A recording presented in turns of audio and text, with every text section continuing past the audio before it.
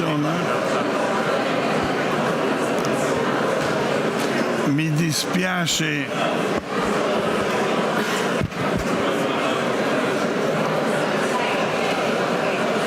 Non funziona.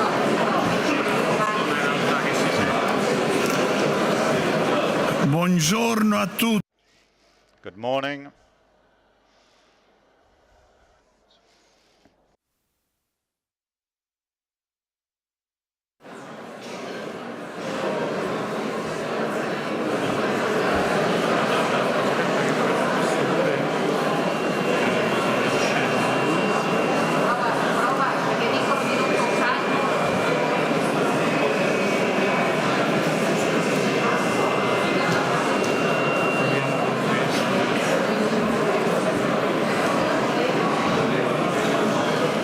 Pronto?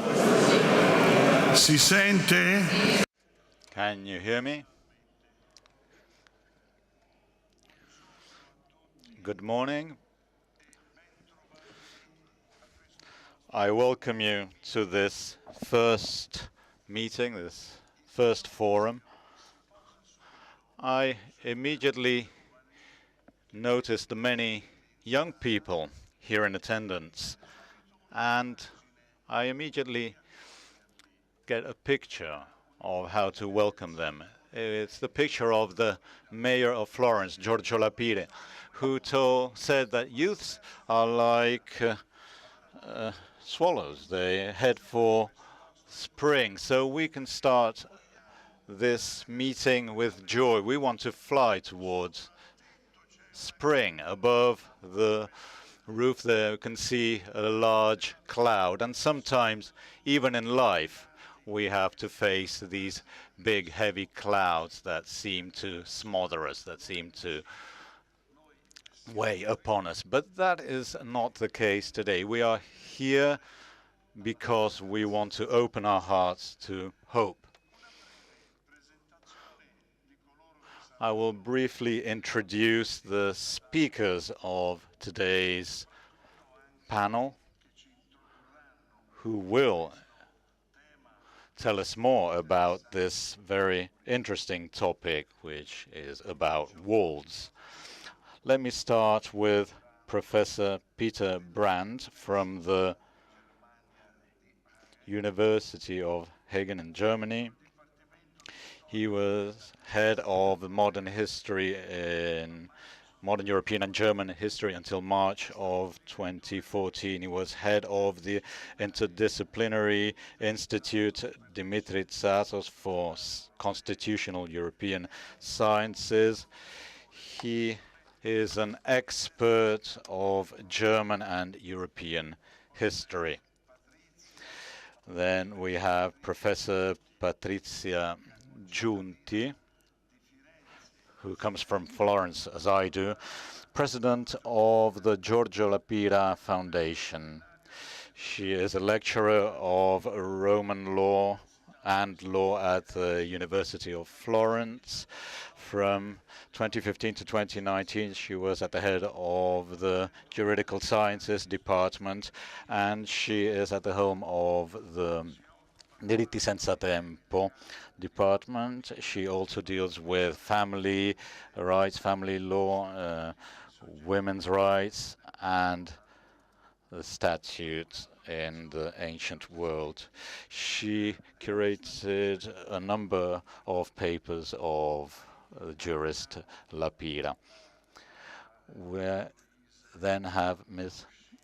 Louise Mushikiwabo, Secretary General of the Organisation Internationale de la Francophonie. Since 2019, she has been at the helm of this international organization that gathers 88 members and governments that share French as their common language. So it is quite a big commitment. She has lived in the United States for almost 20 years. Then she moved to Tunisia in 2006, where she worked with the African Development Bank. She was she was head of communications. In 2008, she went back to Rwanda, where she was Minister for Information and Minister of Foreign Affairs and of International Cooperation from 2009 to 2018. And she experienced the genocide against the Tutsis in 1994. We remember that tragedy well. She co-signed in 2006 the book Rwanda and University, an autobiographic memoir.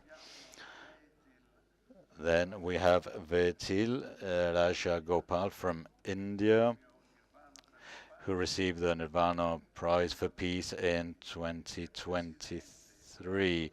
President and founding member of Ekta Parishad, an international movement that is based in India that is inspired by Mahatma Gandhi. He was assigned the Gandhi Prize in 2023, as well as the Nirvana Peace Prize, so congratulations. Movement through non-violence and respectful but audacious dialogue with local institutions and local governments has led to important results in terms of social justice and protection of rights. Then we have Mohammed Samak, political advisor to the Grand Mufti of Lebanon, a political analyst and a journalist. He is chairman of the Lebanese Islamic Christian Committee for Dialogue and Secretary General of the Permanent Islamic Committee of Lebanon. A Sunni, he is a firm believer in the importance of the presence of minorities in the Arab Islamic world. He is one of the most listened to interlocutors of Imam of Al-Azhar, Ahmad al-Tayyib, and a point of reference for the Committee for Human Fraternity set up in Abu Dhabi after the signing of the document, along with Pope Francis, document on fraternity in 2019. So, as you can see, these are all remarkable speakers that can enlighten us. And finally, next to me is my successor, my dear successor, Cardinal Matteo Zuppi.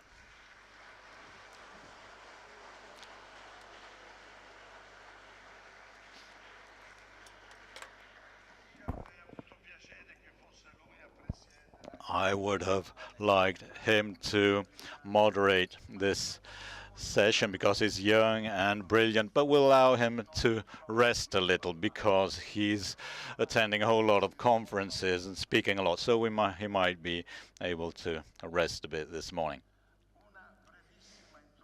A very brief introduction on my part, and then I will sit down and listen. Dear friends,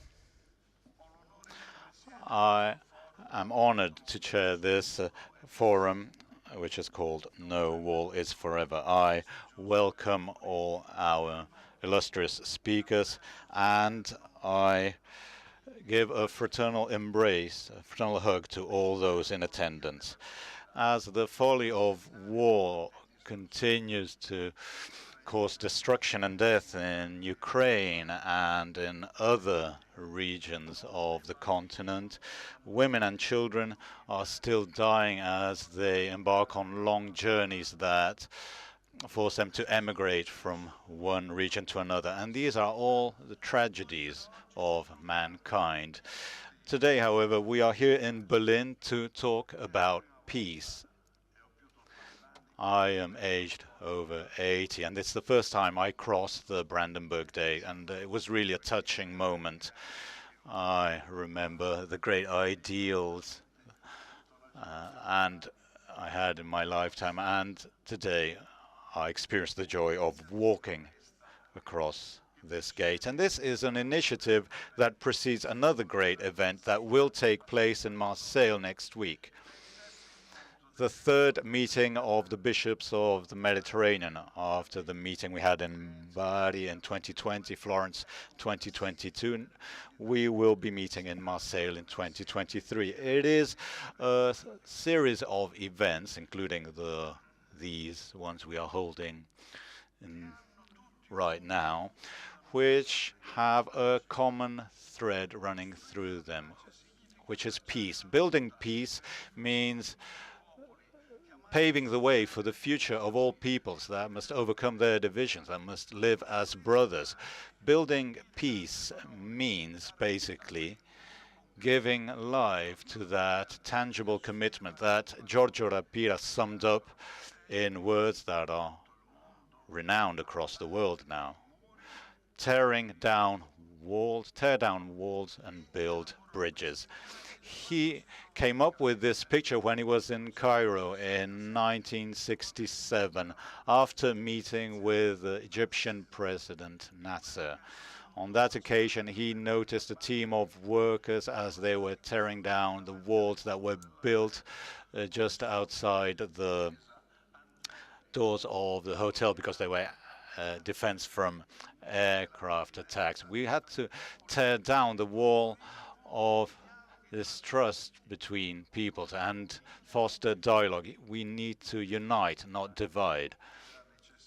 So basically, what was necessary was to avoid killing and start loving. Lapira, he used this image to encourage a peaceful political and juridical union among all states of the world. And he considered the church a focal point, a central point of gravity for all nations. Today has become a symbolic image of that culture that promotes international dialogue and that fosters the reception and integration of migrants. This is truly a great opportunity we must seize to spread the message of peace that must be realistic and prophetic.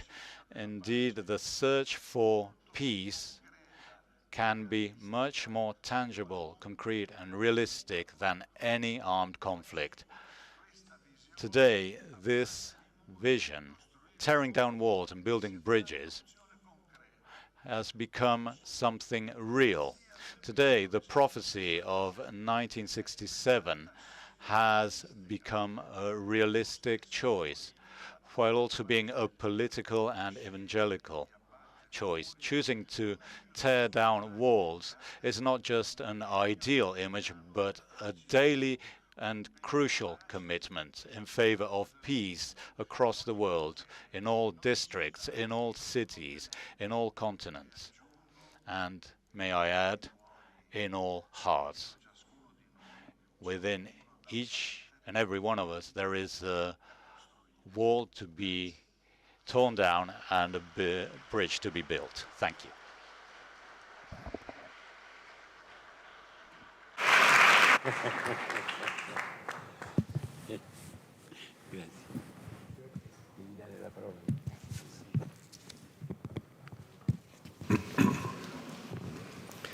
Ja, meine Damen und Herren, liebe Ladies and gentlemen, dear friends,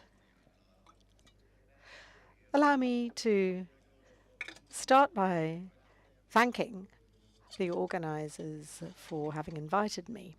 It is a great honour for me, as somebody who greatly admires this organisation. Now, we know that the link between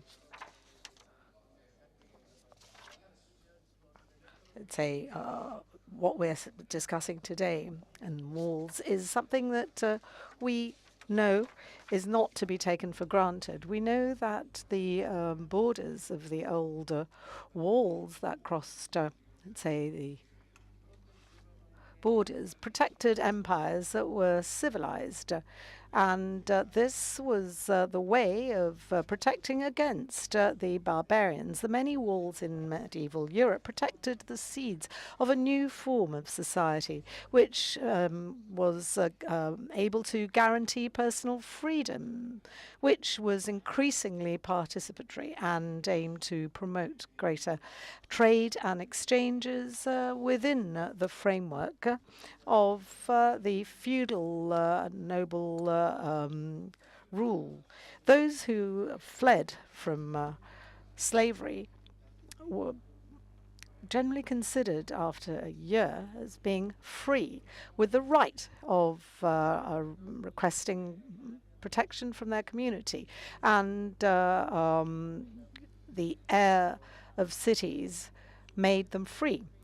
Not only did walls protect the freedom of cities, these walls also were a form of defense against the external world, and opening the cities was not something that all agreed with.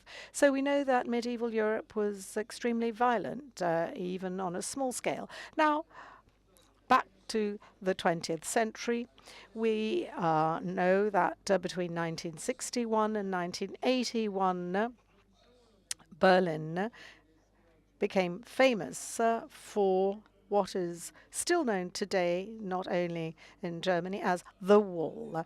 And we know that this was a real icon. The opening and subsequently the fall of the Berlin Wall were a symbol of the liberal reawakening of the Eastern Bloc, and with the end of divisions in Europe, this ushered in hope for a better future and cooperation among states, as announced in the Paris Charter in November 1990. Now, this is no time to discuss in detail to what extent the drive to promote peace and emancipation on the part of opposition and the part of civil rights activists and reformers have actually led to the real socialism. And we know that in the famous song of the Polish movement Solidarność, walls will fall and will bury the old world in their rubble. We know that individual freedom and collective self-determination was not the sole outcome. We also know that this led to market capitalism, especially in the financial sector, and starting in the 70s, we know that there was increasing globalization and spread of market capitalism, and we know that this is one of the causes of the current existential crisis. Let's go back to the Berlin Wall. This wall literally brought about the material division of Germany, and this was a humanitarian catastrophe. The city was characterized by 4 sectors, and this was the case until 1961, despite the fact that there were integrated administrations in different state systems. We know that families were separated, not only friends and acquaintances, and this was a sign of weakness of the government in East Germany, and this was the result of the attempt to block the constant flow of refugees with the support of the Soviet Union. We know that qualified workers and young academicians attempted to flee the Eastern Bloc, and this, we know, became a very risky attempt, and many died in the attempt to flee to West Germany. The Western Allies, particularly the United States, welcomed the building of the wall. This was understandable given their interests, because their rights following the defeat of Hitler were not in any way affected. And they imagined that there could be worse scenarios, and yet after the building of the Berlin Wall in October 1961, there was a dangerous clash between Soviet and German tanks along the demarcation line in Berlin as the result of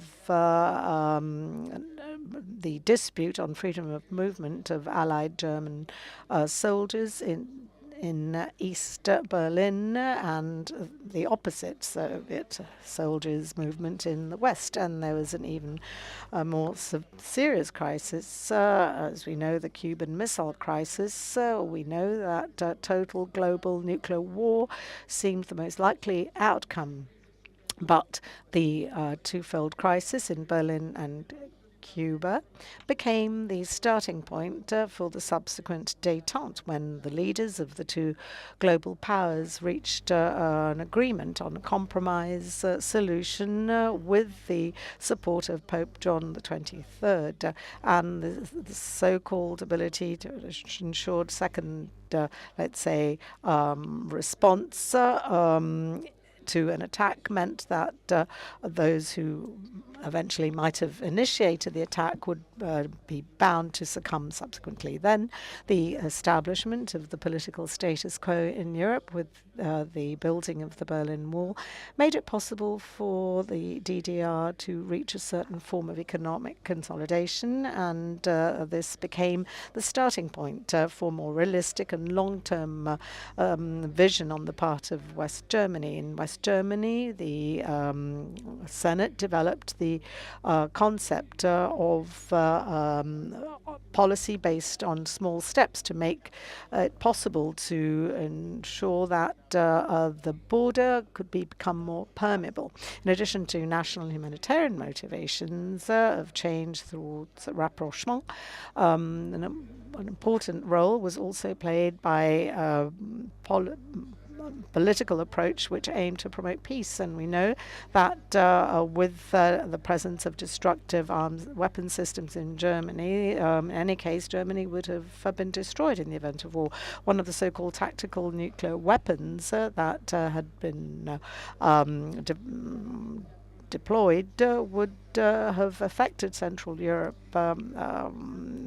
in any case, irrespective of whether or not this war would have been limited to Europe or this continent. In 1963, 1969, 1970, a lengthy and complex process began, driven by civil society, including associations and pacifist movements, such as the Comité de Sant'Egidio, and this showed that smaller states and medium-sized states, not least the Federal Republic, promoted détente with particular agendas in mind, and this led to the Conference on Security and Cooperation in Europe in 1975, as it was not possible to reach disarmament with an weapons control treaty.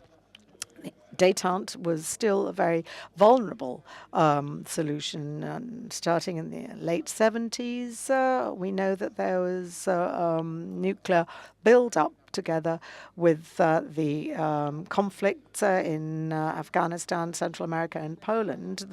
This led to a renewed fear of Cold War, and this was due to negligence and also, however, to a specific approach and intent on the part of the key stakeholders. All the governments in continental Europe tried to avoid the possibility of conflict, unlike what we had seen in the 50s and 60s, and therefore treaties and institutions, particularly the CSCE, were able to survive throughout the early 80s, and we know that then things changed thanks to the bold initiatives implemented by Mikhail Gorbachev. Then the Berlin Wall fell, and thank God, not due to conflict. The political leaders of countries in the Northern Hemisphere had this extraordinary opportunity to institutionalize common security and deliver hope of lasting peace. This opportunity was not sufficiently exploited, and we are affected by the consequences to this day. Thank you for your attention. Ecco, davvero grazie per questa, direi, lucida. We thank Professor Brandt for his accurate historical analysis. I now leave the floor to Patrizia Giunti, and I ask the speakers to stick to 10 minutes, 10-minute speech. 60 years ago, on the 28th of August 1963, in a symbolic venue of human appeasement, such as the Lincoln Memorial in Washington, Martin Luther King held the most famous speech in the history of human rights and fighting the world of segregation. I have a dream. I dream of a day when all of God's children, black men and white men, Jews and Gentiles, Protestants and Catholics, will be able to join hands and sing together. On the 28th of August 1963, that very same day, in Assisi, the symbolic city of Christianity and the venue of the Spirit for the believers of all faiths, Giorgio Lapira held a speech on the new era of history, noticing the movement towards unity of the entire human family. Lapira said that history was heading towards unity, peace, the enlightenment, epiphany of all peoples and all nations. Perhaps, is this a dream? He wondered. No, he answered. Actions speak for themselves. Peace and unity are inevitable, and that is a fact. There is no other solution to preserve life on Earth. Assisi, Washington, a white man, a mayor in Florence, a Catholic from the Third Order of St. Dominic, a colored man, an African-American, a man of the church, a Protestant pastor or a Baptist church, Assisi, Washington. Two men who are so different on the same day offered the same vision of peace and human fraternity. But while for Reverend King all this is still a dream, for Mayor Lapira it's a matter of clearly stating that the realism of peace is a tangible thing. It is a clear declaration that is offered as the testimony of faith. The realism of peace is a conclusion that Lapira entrusts primarily to the scientific thought. He is a historian of Roman law, but he is enthusiastic about technological progress. And looking at to the words of scientists, he confirms that in the atomic era, it is all impossible. Einstein, Oppenheimer, polling. There is a film being screened in theaters right now about this, and Lapira mentions this several times. He mentions an unprecedented danger that Earth can become inhabitable because of man. But Lapira's realism is based on optimism that stems from the political observation. It's the summer of 1963. On the 11th of April of that year, the encyclical Pacem in Terris, the spiritual testament of Pope John the 23rd, marks what Lapira in his Lapira describes the manifesto of the New World, calling upon all men, believers and non-believers, to build a new home of universal peace of peoples. In 1963, the first nuclear treaty was signed in Moscow. Lapida called it the Moscow Pact, signed at the presence of the UN Secretary General by the United States, Soviet Union, and United Kingdom. It is an agreement to ban nuclear experiments in the atmosphere. The text was still only partial and its effectiveness was limited, but the signature of Kennedy, Khrushchev, and Macmillan has a great symbolic value. During his speech in Assisi, Lapida defined the 5th of August as the official beginning of the new history of peoples. But autumn followed. On the 22nd of November 1963, a date that will call for further reflection. On that day, John Fitzgerald Kennedy was killed in Dallas. The president that in his speech recalled Isaiah's message mentioning the precarious balance of terror. The president that in his speech at the United Nations in December of that year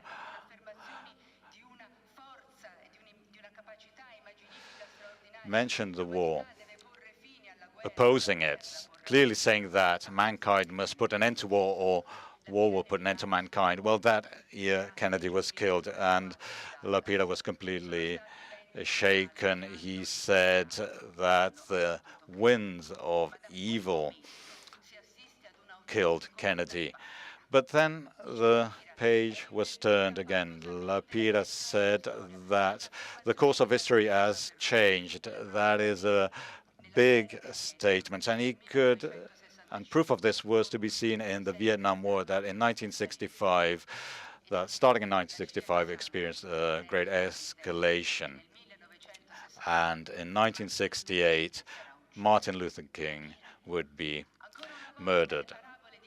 And Lapida, once again, the story of these two men who are so different, but both witnesses and martyrs of a message of peace, who refuse violence, these destinies come together. And Lapida, starting from 1965, started what Andrea Riccardi called the dark period, no longer a mayor, abandoned, forsaken, left out of all political activities, with violent press campaigns against him because of his speech on peace in Vietnam. So he was isolated politically, and he was abandoned by his friends too. A very painful era, as the direct witnesses of that era say, but accepted by Lapida as expression of faith. His mission became international missions, which were possible thanks to the contacts he had gathered when he was mayor of Florence, when he traveled to talk about peace. So these years of international conferences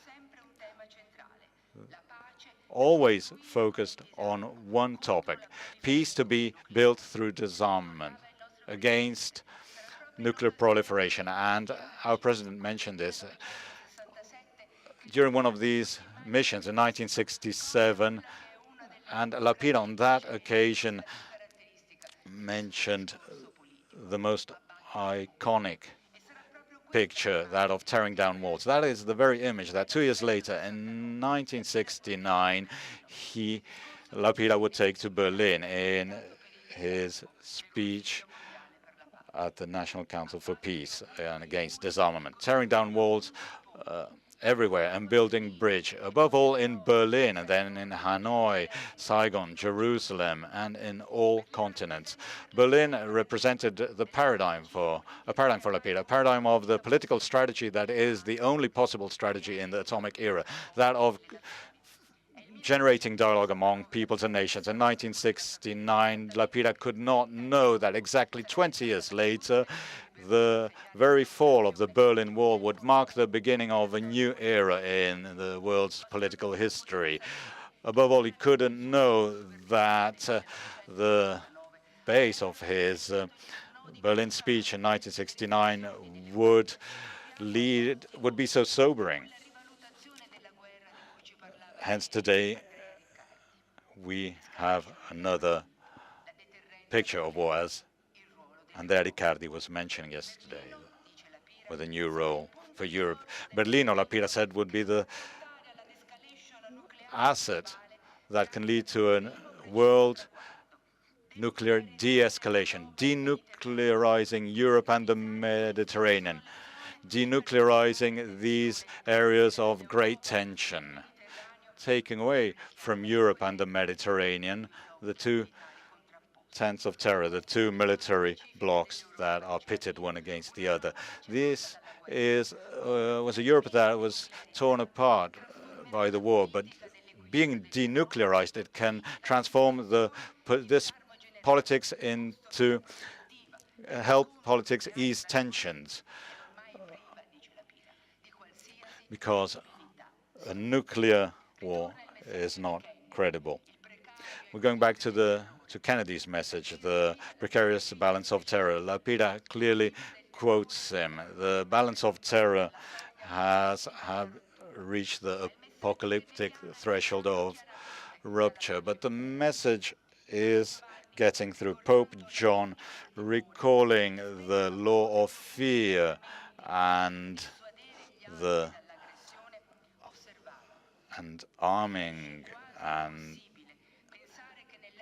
said that it is almost impossible to think that in the atomic era war can be used as a tool of justice. Moving away from military deterrence, Pope John mentioned the only reasonable and human possibilities: multilateral talks, the presence of the international community through representative subjects at an international level. These were the lines along which the peaceful actions of Lapida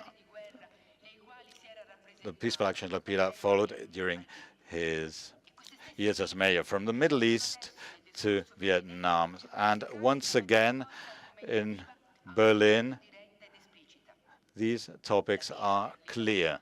Lapida in Berlin clearly addressed the issue of denuclearization of Europe and the Mediterranean as an absolute must to achieve peace and world security. What are we facing now? We could say, as Reverend King said, we have a dream. We could say, as Lapida said, let's walk in the steps of Isaiah.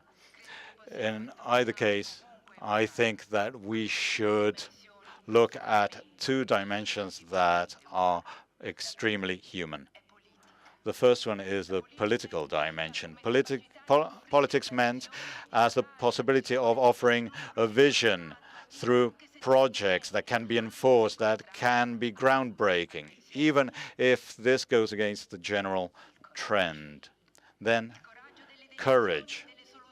We must be daring enough to take impossible decisions, very difficult decisions. We must be brave enough to bear the consequences. Lapida is well aware of the price he paid. Nevertheless, he carried on with great courage, pursuing his path, because it is the gospel that is guiding him. What you can do is important. And he wrote a letter to his friend Amintore Fanfani saying that politics gives up. In politics, you give up your own good for the good of the others. So Lapida is a great builder of peace, peace under all aspects, because peace can only exist if it stems from a number of different pieces. Social peace, giving house and a job to everyone. This is what Lapida did as a mayor. Peace between faiths, the faiths that the three major faiths. We must tear down the walls. War is no longer a credible option. It belongs to the past, and it cannot lead us to the future. This is the peace. These are the pieces that Lapida built, that he spent so much of his life on, giving up his own personal life. And mentioning Matthew 16:24, Jesus says, if someone wishes to follow me, he should pick up the cross and follow me. Thank you.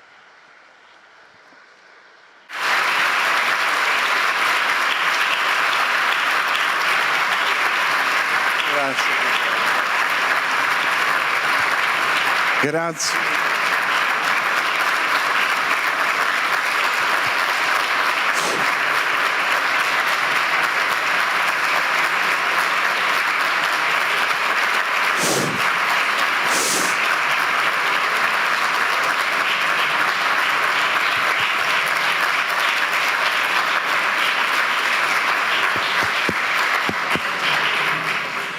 Ecco, grazie davvero. Well, thank you so much, Patrizia, for this moving and vibrant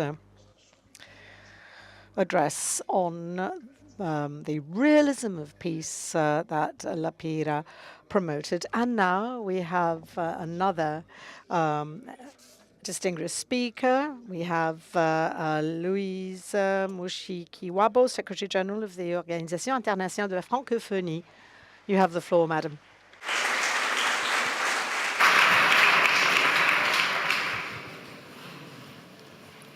Merci. Thank you very much. I would like to start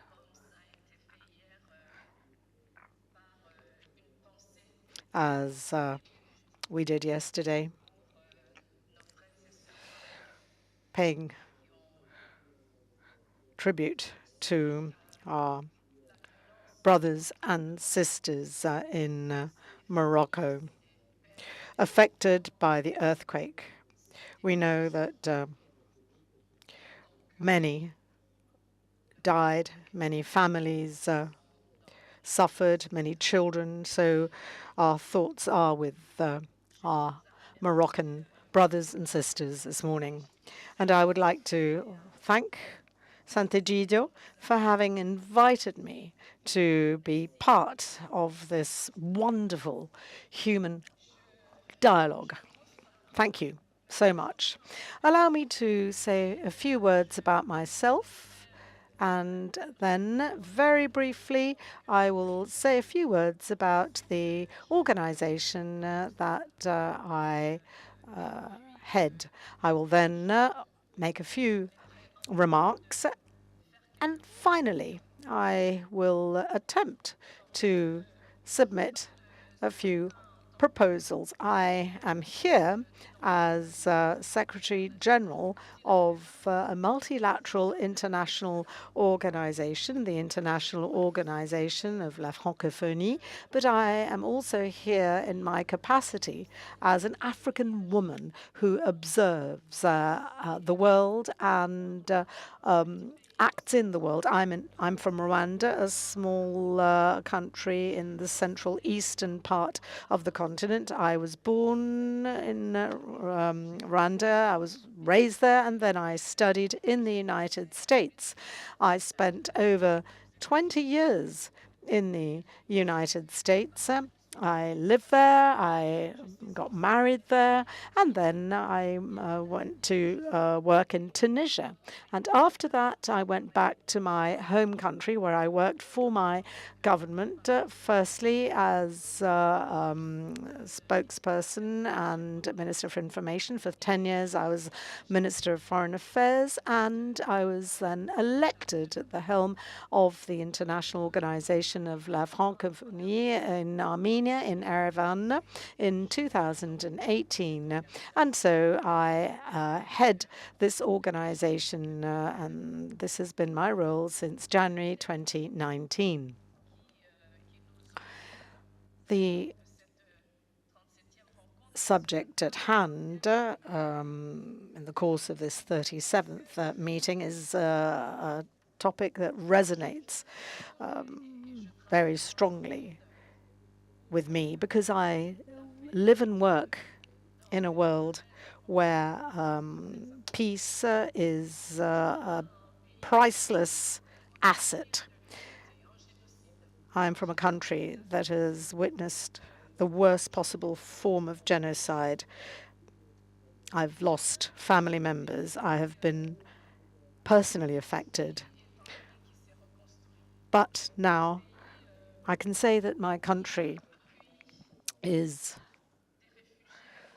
a country that is being rebuilt and has welcomed refugees from Libya. I was minister at the time, and I supported this initiative. And 2.5 years ago, my country created a school for approximately 300 girls from Afghanistan who are currently living in southern Rwanda in a small village and are able to continue their education. I come from a country where the women who survived the genocide and the women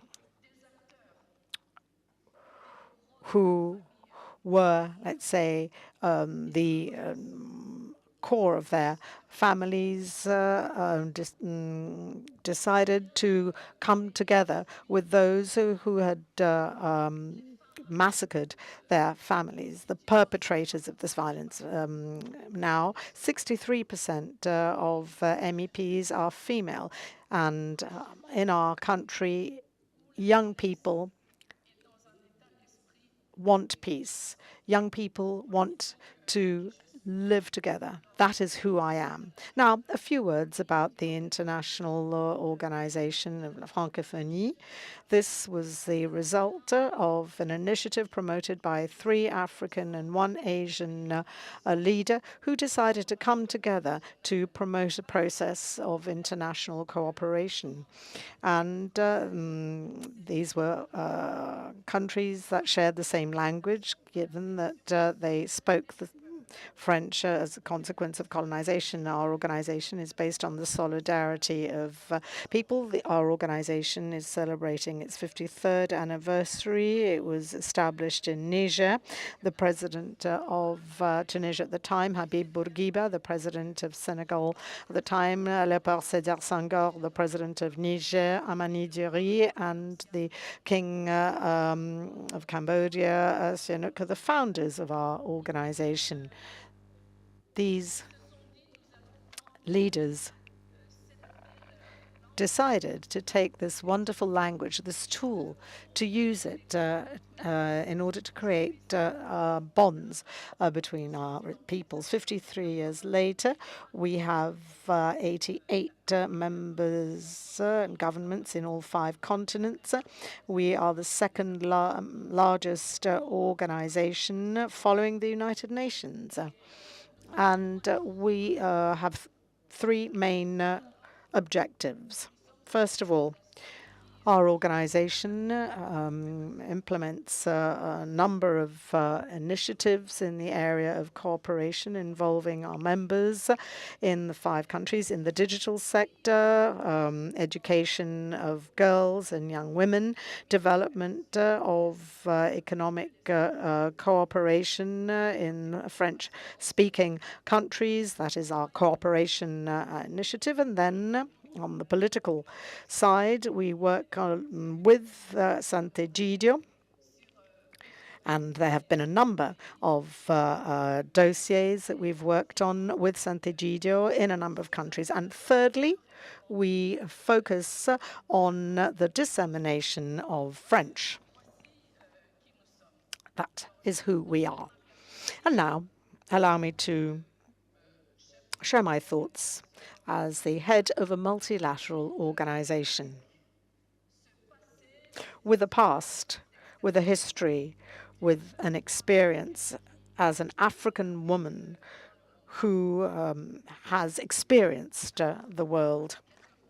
So I would like to start by making a few remarks regarding this 37th meeting that brings together, let's say, different religions and cultures. This event is taking place in a very turbulent context. We know that we're faced with an unprecedented set of geopolitical tensions, with a scale-up of armed conflict, persistence of terrorism, impact of globalization, huge movements of migrants, displacement of people, crises due to climate change. We also see the breakdown of the social contract between governments and citizens. So we're faced currently with mistrust on the part of citizens vis-à-vis their leaders, and we see that countries have become disaffected when it comes to global organizations. In a few weeks, many of us will be attending the UN General Assembly in New York, and we know that half of the debates will focus on peace and conflict resolution. Why is it that we have failed to make peace prevail? Is it due to lack of will? Is it due to wrong approaches? And I celebrate those who have mentioned courage. That is what is lacking in our world today, because you need political courage, which at times means going against our personal opinions. And the world is divided because our global leaders lack courage, and they have lost, let's say, their way. They're no longer focusing on, they no longer have a vision. We're faced with growing gaps between our communities. We have been affected by pandemic. We have seen also the effects of technology. So the context is very worrying indeed. And for us in our organization, this also means seeing growing destabilization in French-speaking African countries, with countries such as Mali, Guinea, Burkina Faso, Chad, that have been facing, let's say, various coups, and this is also the case, of course, more recently in Niger. So we have seen many, let's say, sources of instability materialize in French-speaking Africa.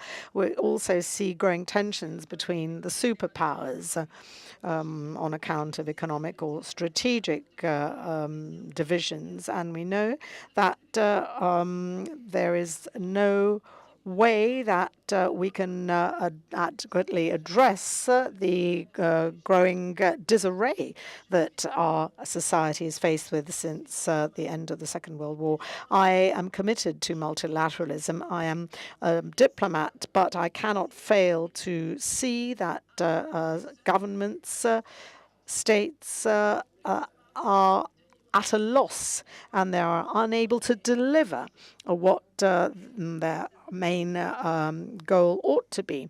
So we are unable to deliver peace, and I will go even further. The great powers, the permanent members of the UN Security Council, are countries that are in fact are demanding that smaller countries become aligned with their positions, and they're drawing them into their sphere of influence. We really need to reform and rethink the multilateral system, and key players such as Sant'Egidio, in fact, integrate and at times replace states that are no longer able to achieve the goals that they have set out to pursue. We know that there has to be more access. The academic world and civil society must work alongside states so as to work together to build peace. I often chair meetings between states, and we have, in fact, come to a stalemate. We're no longer able to make progress. And we know that the UN system is actually beginning to show its weakness. We have to find a new approach because we are unable to obtain what we have set out to achieve.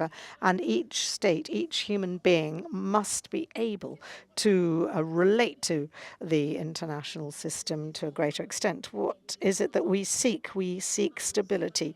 We try and make sure that the future will be a better place for our children, and that is not the case at the moment.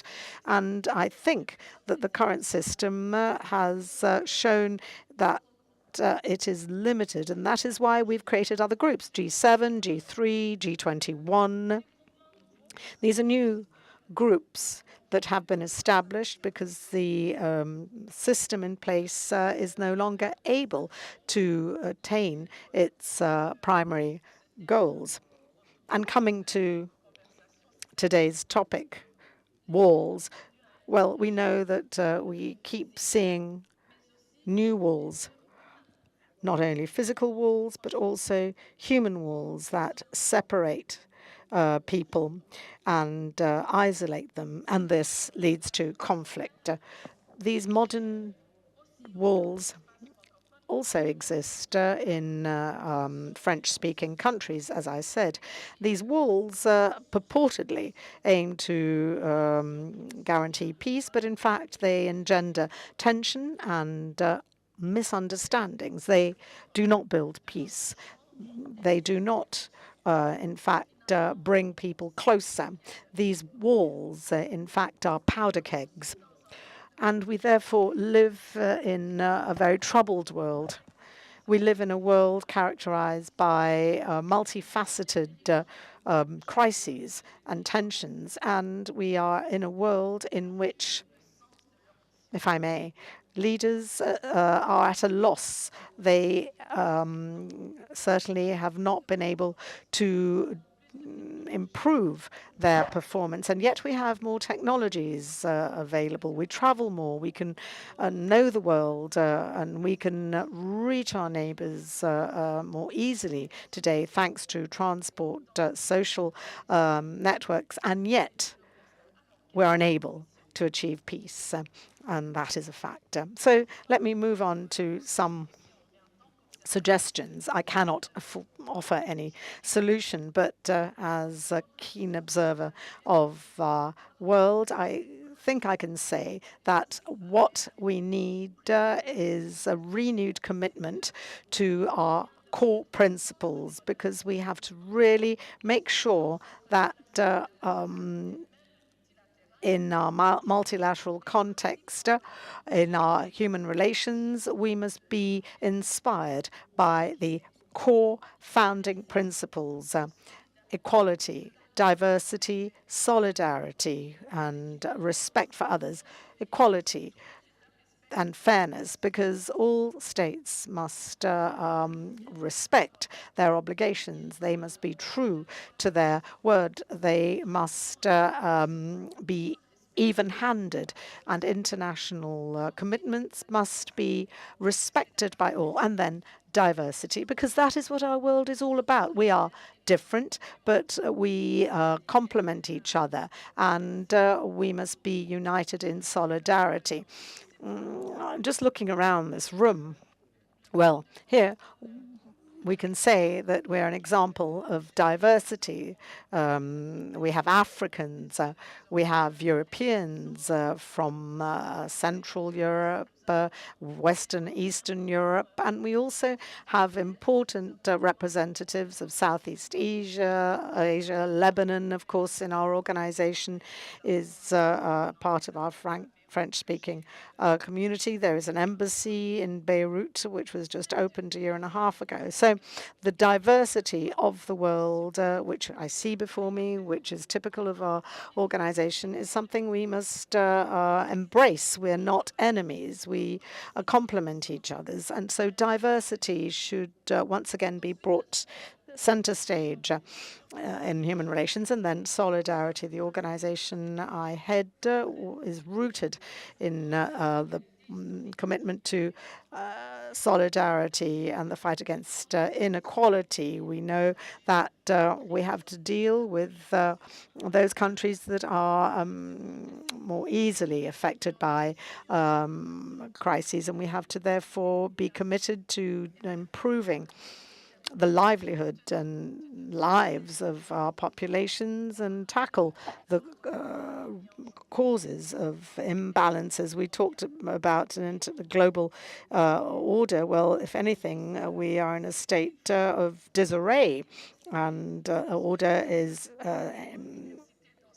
certainly something we need to achieve. We have to respect others, and we have to understand that we need each other. Hence, solidarity is key. Our organization has a number of programs to support the implementation of political engagements. And as I said, we have had the privilege of working with Sant'Egidio in a number of different countries, especially in Africa, in the period between 2013 2015 in the Central African Republic, in 2021-2022 in Chad, in the negotiation which led to the signing of the Dora agreements. I was present there, and we supported the teams in Chad for this dialogue. And then Guinea, we know that we are currently providing support so that constitutional order can be re-established. And then Niger, 2010-2011, and at the time Togo, 2013 to 2014. So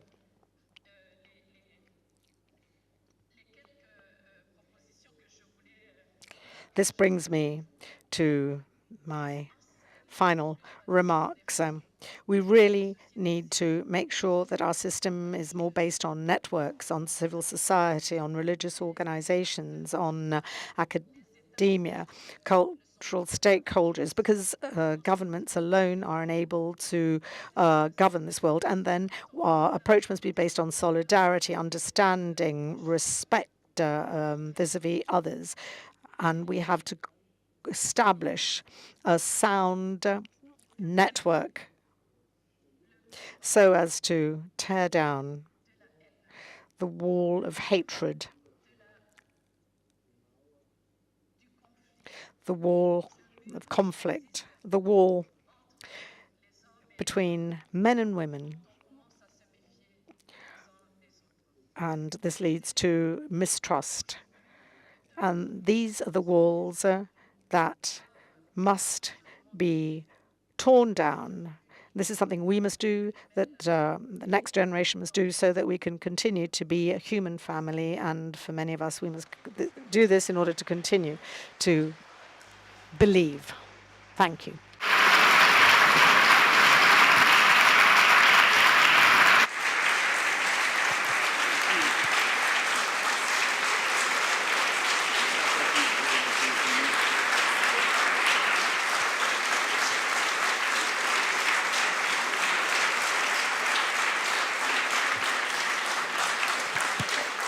Grazie, grazie davvero.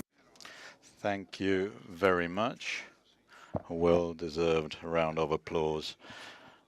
Thank you for reminding us of the quake that has struck, the earthquake that has struck our Moroccan brothers, and we have to help them indeed. You have talked to us as an African woman open to the world, and we thank you very much for your speech. I now leave the floor to Vetil Rajagopal, our brother from India, President and founding member of Ekta Parishad Niwano Peace Prize 2023. Thank you.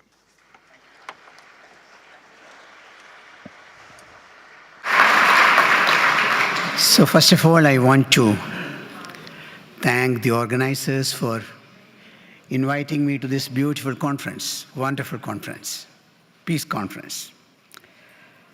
So let me begin by saying that there are not many leaders today with a large global vision. The present-day leaders, whether in politics or in the field of economy, tend to build their positions around a set of interests to protect their own power base. And to do this, they create associative groups based on caste, class, religion, region, race, or language. Such a narrow and partisan vision then can be used to divide the society and create an us and them politics. In the process, it can spark dislike and hate for others. That is where we are today. In contrast, Mahatma Gandhi, during India's independence movement, referred to a wider inclusive vision called Sarvodaya. Sarvodaya. That means well-being of all. And he explained the term as my own well-being corresponds with the larger well-being of the society, not the other way around. My well-being will depend on the well-being of the society. Later on, Mahatma Gandhi's associate, Vinoba Bhave, that's a new name, Vinoba Bhave, gave another equally important idea that was known as Jai Jagat. That means one planet, one people. He explained the need for humankind to move beyond limited geographical landscapes and accept the whole world as one planetary home. He viewed that contemporary problems of the world can't be solved within a given geographical horizon, but rather by strengthening global interconnections with the people and nature. The current challenge of nuclear threat should compel us to move towards Sarvodaya, well-being of all, while the life-threatening climate crisis should have us to embrace Jai Jagat, one planet, one people idea. Unfortunately, we continue with business as usual and follow the political muses of narrow nationalism and fortified regionalism. Put a brake on this current course will demand an enlightened political and economic leadership that can facilitate a collective movement and incentivize people to put planet above profit and sharing and caring above unending greed. In considering some of the strategic approaches that can break down walls wherever possible, I wanted to reflect on two moments in our collective history that profoundly changed the worldview of large populations. The first one was the words of the two American astronauts, Neil Armstrong and Buzz Aldrin, who landed on the moon in 1969. And when in orbit, took the iconic picture of Earth. From the first time, this gave people across the globe a view of the planet from outside our earthly location. The astronauts remarked that there were no scratches on the face of our Earth, meaning that there were no walls or boundaries dividing people into geographic regions. The photo symbolizes a planetary worldview that gives people a sense of common future. Another moment of inspiration of the common future was when Mahatma Gandhi conducted a non-violent revolution against British Empire, not simply to liberate the country from external imperial power, but to liberate people from oppression and exploitation and what we now may call today that unsustainable peace. Gandhi pointed out that the walls were in the minds. So if the behavior didn't change, then the walls would not come down. Gandhi also provided numerous tools and methods for changing this mindset. Once, when the great historian Acharya Kripalani met Mahatma Gandhi, he asked how India's nonviolent revolution could succeed when revolutions in France, Russia, or China had been violent. Gandhi's quick response was, looking at him, he said, "Mr. Professor, you are teaching history, but I am making history." What later generations learned from Gandhi in India was how more advanced and civilized nonviolent methods can be invented to solve problems, if there is a desire to do so. By developing a commitment to use nonviolence, one can create tremendous transformational effect on people. Let me cite an example, a global action, namely the Jai Jagat March, the One Planet, One People March, was initiated in 2019 by a social organization in India. On 2nd of October 2019, 50 peace builders from civil society in India and 12 other countries planned to march from Gandhi's Samadhi, the place where Mahatma Gandhi is resting in New Delhi, to the United Nations in Geneva over the course of 1 year. This year-long march aimed at advocating for changes in UN Sustainable Development Goals. So this long march of 11,000 kilometers through 11 countries was very challenging, as it required permission from different country governments and civil groups. Imagine obtaining permission to walk through Pakistan, Afghanistan, Iran became a demanding task because there were far too many walls to deal with. Finally, after completing our march within India, we were forced to send smaller delegation to Pakistan, Afghanistan, and Iran before regrouping in Armenia for our onward journey. Unfortunately, this long march had to be aborted after 5.5 months at Yerevan, the capital of Armenia, due to the COVID pandemic. But what the march achieved was, it brought into focus the many walls that had been created, and also the strategic tools for bringing down these walls.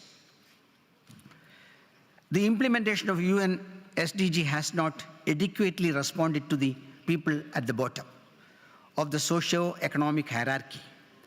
And as a result, many men and women from Northern Africa and from Syria and Afghanistan are risking their lives in the boat journey to Europe across the Mediterranean. It is unfortunate and shocking that instead of reaching out to the people to release them from their pain and suffering, many governments are busy strengthening their border security forces and creating fortified walls and barbed wire fences. If millions of people are suffering from poverty and deprivation, and the state continue to suppress their voices in the name of national pride and internal security, this is a moral affront and a violation of humanitarian laws. What is needed is not tighter security system, but delivery of justice that creates genuine human security. For about 25 years now, friends, I have been involved in mobilizing large number of marginalized indigenous people to challenge the unjust system that is displacing them from their land and livelihood resources. The process of urbanization, privatization, and mechanization have thrown many into cities and slums. I was using Gandhian nonviolent method to mobilize the people, to pressure the government to make policies that are in the interest of poor and marginalized. In the long run, through experience, we have learned the art and science of nonviolent mass mobilization as a way to bring down some of the walls that are built to maintain injustice and discrimination. I hope this conference can make an effort with those occupying position of power to work towards a system that can deliver justice to all. It is also important that people continue to promote and strengthen non-violent mass action from the grassroots level of the society, to have them press for change towards building a society based on justice and peace. In conclusion, we hold out hope that some of the upcoming political leaders can have a broader worldview and be able to provide the inspiration of a Neil Armstrong or Mahatma Gandhi, and work on strategies to bring down walls, whether they are political, social, or economic. A slogan we often use in India is that injustice anywhere is injustice everywhere, and violence anywhere is violence everywhere. Thank you very much.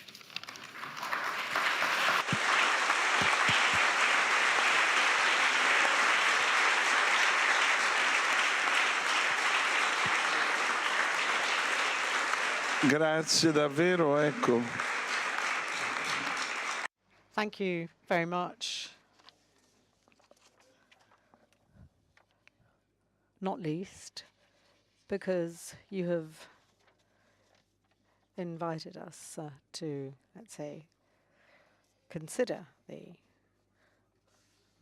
conflicts that we're faced with as being our priority. Now, I'd like to remind all speakers that they should do their very best to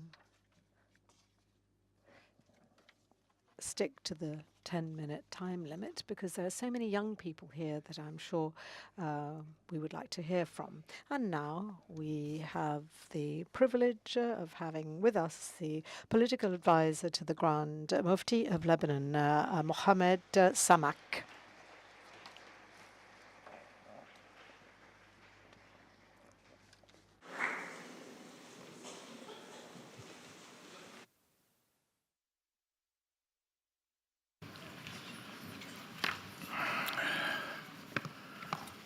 Well, ladies and gentlemen, I have to start by thanking you for being patient enough to listen to a seventh speaker.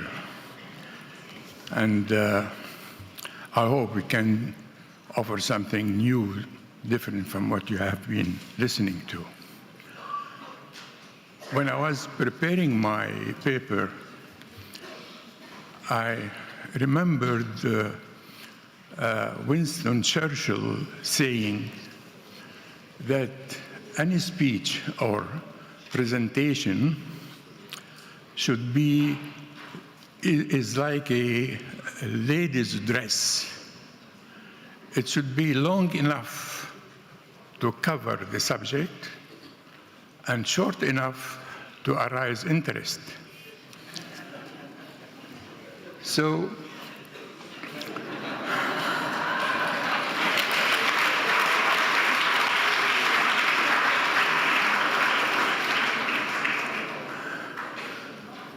I tried to follow his advice in preparing this little presentation, but it seems to me, whether it is short or long, you will decide after. No matter how smart or educated we are, what we don't know surpasses anything we may know. Socrates taught us the virtue of recognizing our limitation. Wisdom, he said, requires possession of a humility manifested in an awareness of one's own ignorance. Since then, the value of being aware of our ignorance has been a recurring theme in Western thought. René Descartes said it is necessary to doubt all things to build a solid foundation for science. And Ludwig Wittgenstein, reflecting on the limits of language, said that the difficulty in philosophy is to say no more than we know. Knowledge requires full-blown certainty. But even when evidence is overwhelming, it is not 100%. We know lots of things with much lower probability. Skeptical pressure cases often involve focusing on the possibility of error. Once we start worrying and ruminating about this possibility, no matter how far-fetched, something in our brain causes us to doubt. To field mice, rabbits, and wolves, every shadow overhead is a hawk, until proved otherwise. Condemning them to lives of needless panic, so is humanity vis-à-vis humanity. In 1945, the USA sent a message to Japan asking her to surrender. The Japanese government, in using the Japanese language to answer, used the word mokusatsu. Mokusatsu is a word that has more than one meaning. First, to treat with silence, and second, no comment. The misinterpretation led to the fall of the walls in Hiroshima and then in Nagasaki. In 1962, another misinterpretation almost led to the fall of the walls in Cuba. The captain of a Soviet submarine, B-59, Valentin Savitsky, was under pressure to withdraw. But he thought the war started and gave his orders to fire an atomic missile. But the American commander of the destroyer, Coney, gave a sign of apology to correct the misinterpretation. The sign was seen by the Soviet commander, Arkhipov, who stopped the launch of the atomic missile seconds before, just few seconds.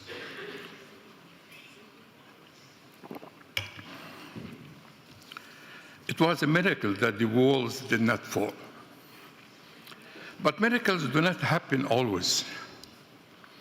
Humanity will be very lucky if it doesn't happen in Ukraine or in Taiwan or maybe in some other place in Africa where walls are shaking and falling. Sudan, Niger, Ivory Coast, Burkina Faso, etc. As the Surakarta message of November 22 in Indonesia, it stated that we are living today in a situation where humanity is in constant crisis. Conflicts and wars remain and even escalate in different parts of the world. Latent violence compounded with a new emerging situation has led to an aggravated political confrontation among superpowers with each of their allies. Conflict and war have caused destruction of ecological structure, suffering among people, especially those who become displaced from their homelands and deprived from their basic necessities. Conflict and wars are threatening human lives and world civilization. Our future is in danger, ladies and gentlemen. It is very serious. Modern civilization has been determined by global political and economical contestation that undermines the noble values of humanity. So we have to be very careful in watching what is happening right now. I know I don't have time enough to present my whole paper after this long session. I doubt if you have patience enough to listen to more. But let me say that rising powers tend to demand a greater role in international politics. Declining powers tend to be reluctant to adjust, and key policymakers are likely to misunderstand the intentions of other countries. So, reaction and anti-reaction are always at stake. Historically, rising powers tend to become too confident too soon, leading them to behave imprudently, which frightens their neighbors. For example, here in Germany, Kaiser Wilhelm II dismissed Otto von Bismarck as Chancellor in 1890. Less than 20 years after the formation of the Second Reich, and began to destroy Bismarck's carefully crafted alliance network. His rough diplomacy frightened France, Britain, and Russia, making it easier for them to unite against Germany.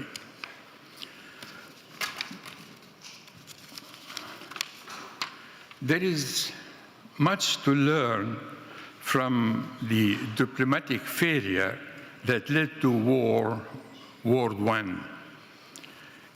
A new history of Christopher Clark of the diplomatic prelude to that war is called, fittingly, the sleepwalkers. The sleepwalkers. The question for the USA, European, Russian, Chinese, and East Asian leaders today is whether they will wake up and develop effective multilateral mechanism for security cooperation before doing themselves and humanity at large serious harm. International conferences like this one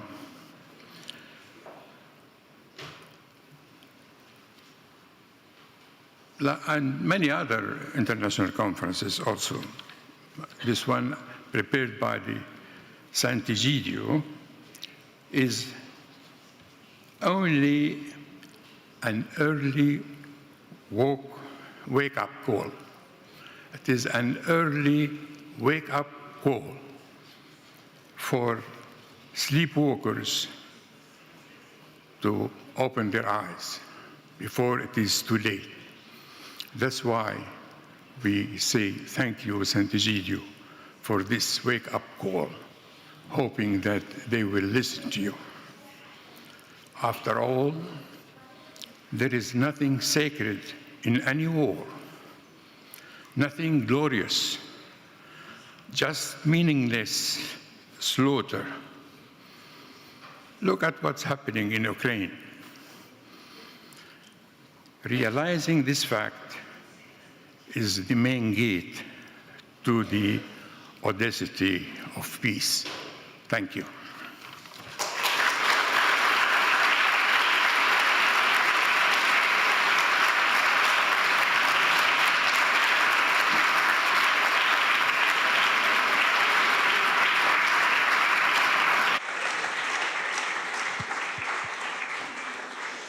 Ecco, grazie davvero, professore. Thank you very much, Professor, for stressing the importance of being humble. You said what we don't know is far greater than what we might know, quoting Socrates. Perhaps we should all become disciples of Socrates if we want to grow further and better analyze problems. I now leave the floor to my brother and successor as President of the Italian Bishops' Conference, Cardinal Matteo Zuppi.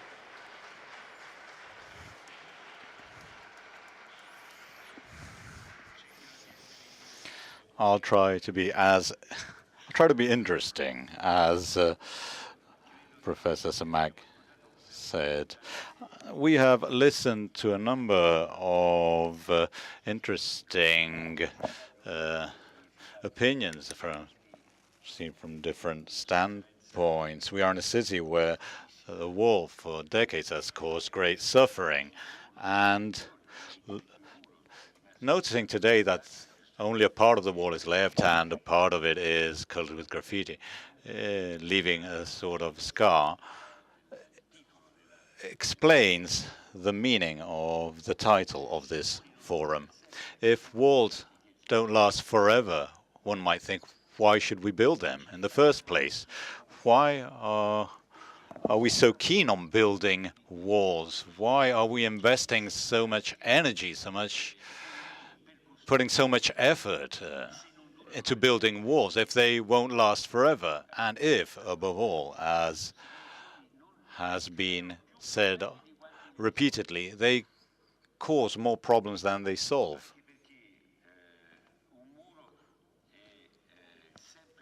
A wall always brings about some suffering, a lot of suffering. So as I was saying, walls are not forever. That is a consideration that can set us free somehow. But let us not forget that they cause a lot of suffering, because it takes a lot of time to actually tear down a wall. It can be built overnight. It often is built hastily because of several reasons, to come up with immediate responses, to show one's capacity, one's capabilities, and then it takes decades, years, decades to break free from that wall, which becomes a prison for both sides. Because it does not correspond to the actual reason it was built in the first place. It becomes a prison for everyone, because walls have consequences, and one of the worst ones is the impossibility to communicate. This is paradoxical in a world where globalization is so evident. So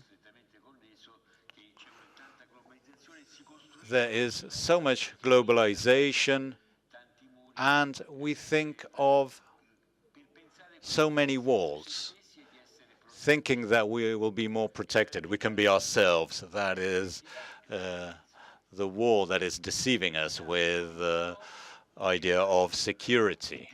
But actually, the wall is fragile, is weak, even more so in a globalized world.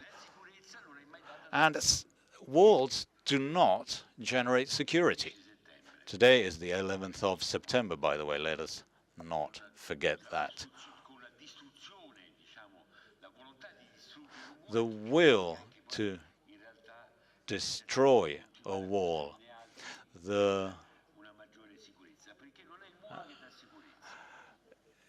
stems from the idea that walls cannot give us security, because no wall is forever, even when it is very high or very thick. Reconsidering war, as was mentioned today and yesterday by Professor Riccardo, begins by reconsidering walls. Too, there is a very close link between the lack of dialogue, because a wall prevents dialogue or hinders it, greatly hinders it. It makes something that could be easy difficult, and security turns into an obsession, into fear. And if there is no communication, then there is a greater risk of violence. And there is a link between the construction of walls and violence. And there is no real protection. It's what we were saying before about war. We still probably haven't understood. Or again, we might be wondering, once again, we're turning to war to solve problems, or violence to find some common grounds. So this goes for walls as well. Should we be thinking again? Should we be building a wall? Because again, the wall deceives us, because we might tend to think that without a wall there would be chaos. If there is no wall, we will be vulnerable. This is the great deception the wall brings about. So what should we be thinking? Is this, again, a wall to deal with problems, war-related problems? Meaning to say, well, we still haven't fully realized how things should be. Was great suffering among the people here after World War II. People who wanted to solve problems together. That was the basic idea. We noticed this in the speech that mentioned La Pira. How many dreamers, how many realistic men and women wanted to make choices, wanted to solve conflicts together, not resorting to wars and walls. So, if there is no wall, there is chaos. That is not true. If we are one single family, and if we firmly believe so, as believers, as human beings, if we forget this, well, some facts will be there to remind us of it. For example, the pandemic. So we must understand we're all in the same big boat. And this is a lesson that we tend to forget quite easily. So paradoxically, this takes us back to the construction of walls, and we end up being pitted one against another after the big efforts we have made to reach multilateralism, putting together, gathering everyone to try to solve the problems of the world. And if we build walls and create divisions, that will further complicate things. If we focus on sovereignty, believing that can solve conflicts, well, that is not the case. I'm thinking of, for example, when I talk about multilateralism, we're thinking of the United Nations, because walls end up leading to a number, or end up leading to sovereignty all over the place, as Article 11 of our Constitution points out, and that Constitution stems from great suffering, which says that Italy rejects the war. That means losing part of national sovereignty in order to ensure sovereignty that can serve all nations. The risk for walls to last, the walls will last forever, can become true if there are no prophets of peace, no workers of peace, no audacious, daring builders of peace. Indifference will leave walls standing, and sometimes they can actually lead to the building of more walls. If there is justice, no walls will be built. If there is fraternity, if we actually put fraternity in place, if we foster dialogue, then it becomes evident how useless walls are.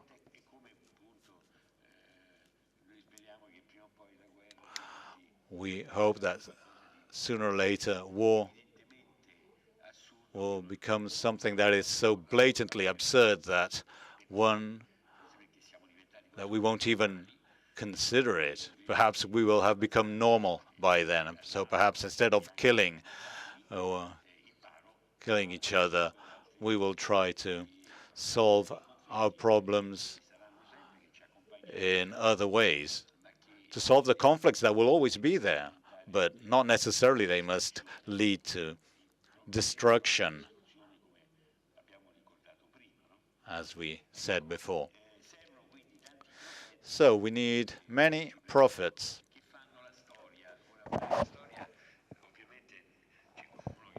who can make history. Someone might think they will be able to take center stage, but life tells us that we're not at the center of the stage. But there are a number of prophets. We need prophets that can truly make history. And we can have this, we can achieve this through meetings such as this one, through Sant'Egidio, through people of goodwill who look for fraternity and put it into place. So living together. We need prophets that can look beyond the wall, that are not deceived by the wall, so that live as if the wall weren't there. Sometimes, again, this requires time. But they are prophets because they keep on reading. They want to make friends. They want to increase their knowledge, always striving for peace. We know that the sky, the heavens have no walls, so we can perform something heavenly if we tear down all the walls on earth.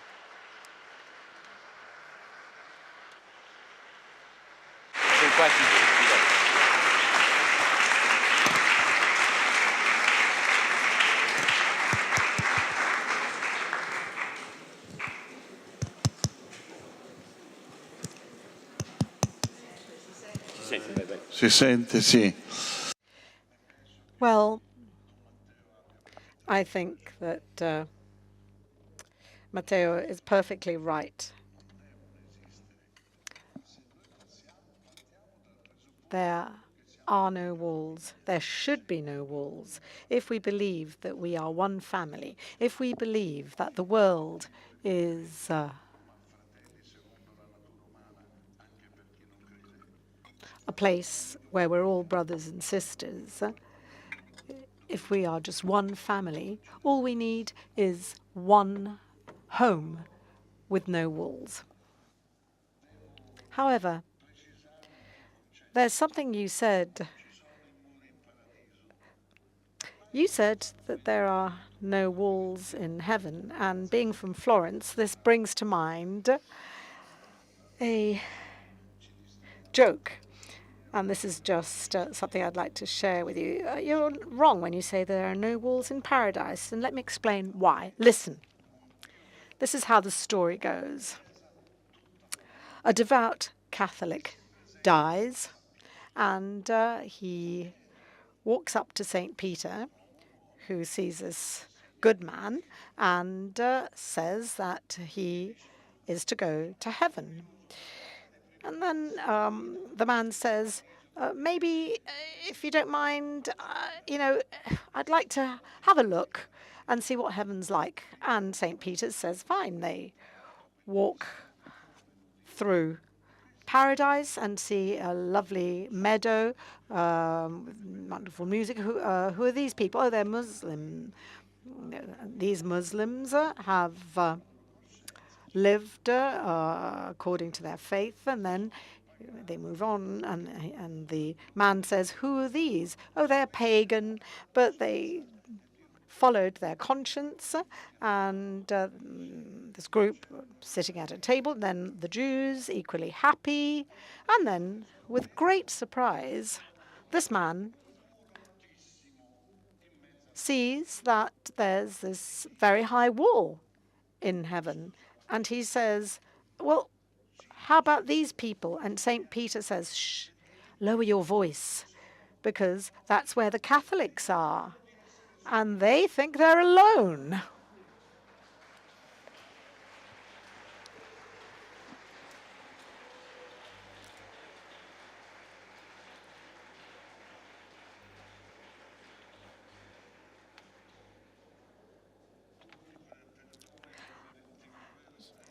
As a fellow citizen, I am confident that you will forgive me for this joke.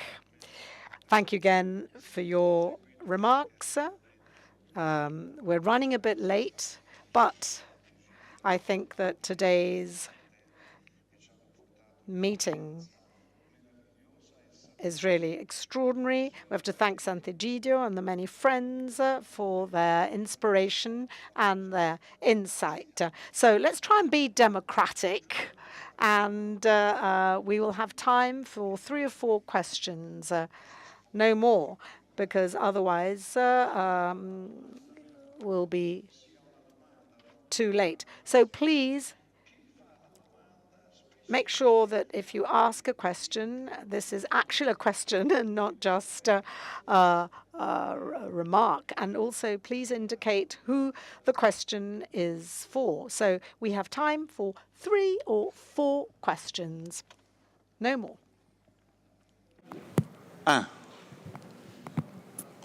Ecco, dite il nome, per favore. Please introduce yourselves. أنا اسمي محمد كريشان صحفي. My name is Mohamed Krishan. I'm a journalist from Tunisia, and I work for Al Jazeera.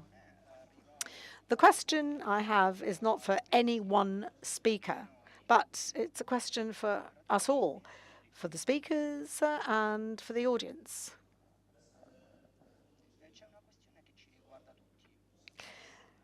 There's something which concerns us all.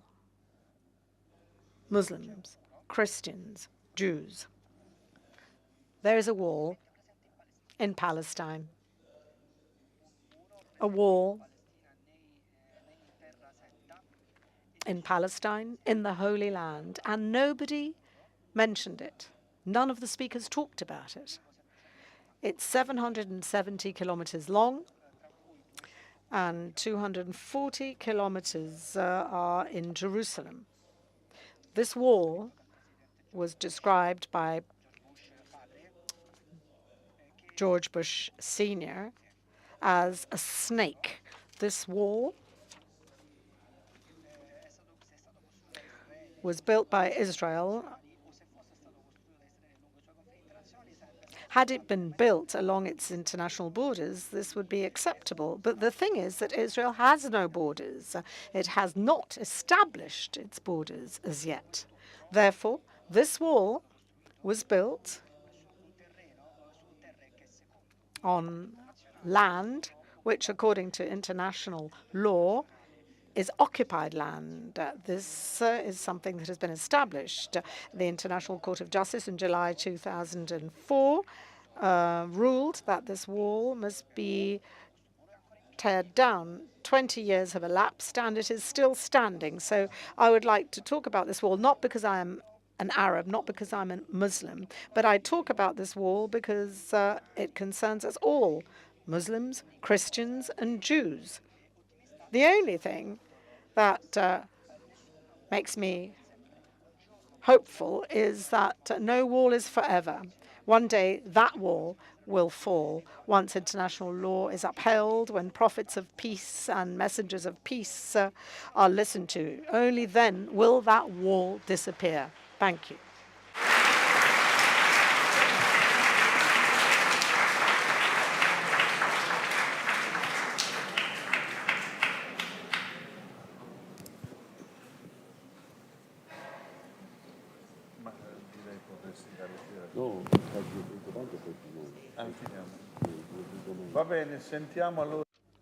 So we have time for a couple more questions. Please introduce yourself.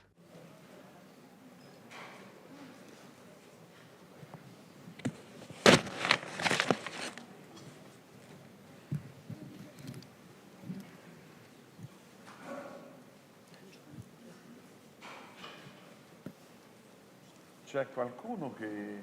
Ecco, dica. Please, you have the floor. Venga qui, venga al microfono.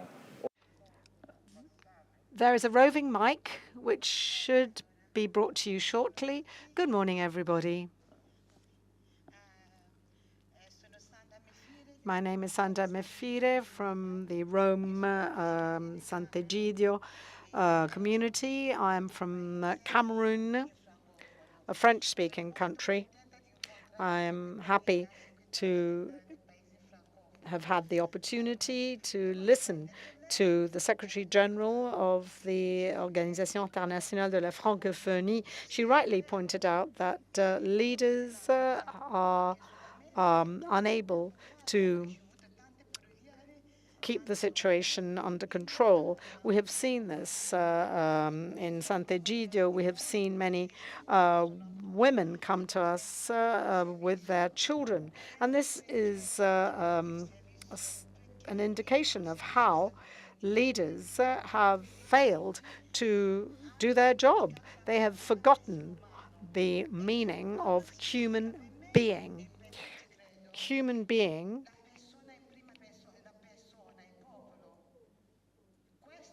means focusing on people, on persons. And we have to also consider that we have to treat others as if they, which they are, were our equals. And this is something that leaders have failed to do. And this is, for instance, due to the fact that they have not given young people the opportunity to dream about their future. They have made it impossible for women to dream of a future for their children, to make sure that they will have enough to eat. And this is due to a lack of integration, absence of social justice, absence of faith and culture. Because if a leader allows the people to suffer and not be able to make a living, this means that humanity is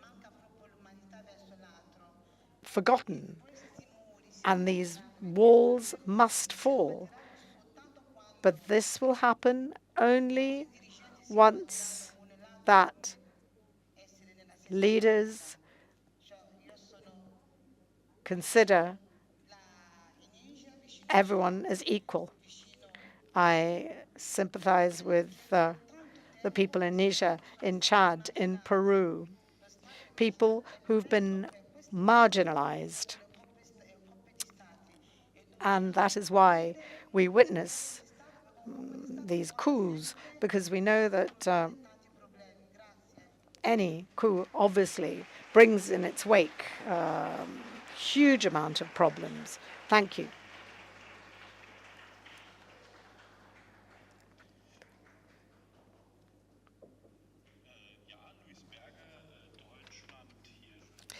My name is Louis Berger. I'm a German journalist, and I have a question for Cardinal Zuppi.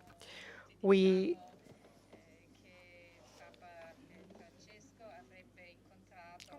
believed that Pope Francis would meet Cyril in Mongolia, possibly. This has not occurred. So my question is, what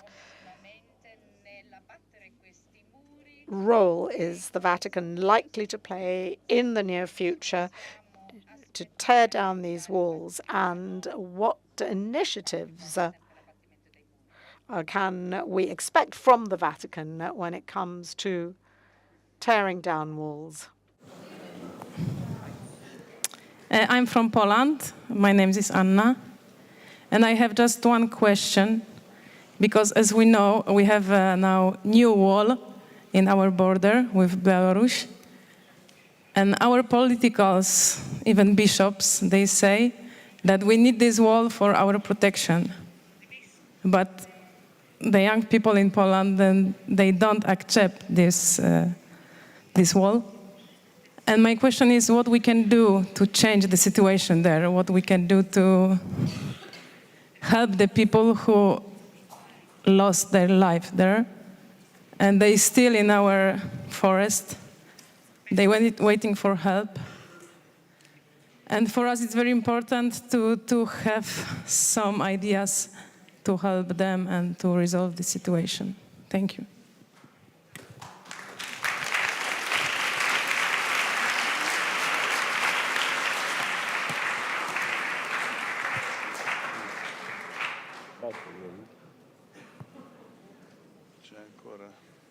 Questa è l'ultima.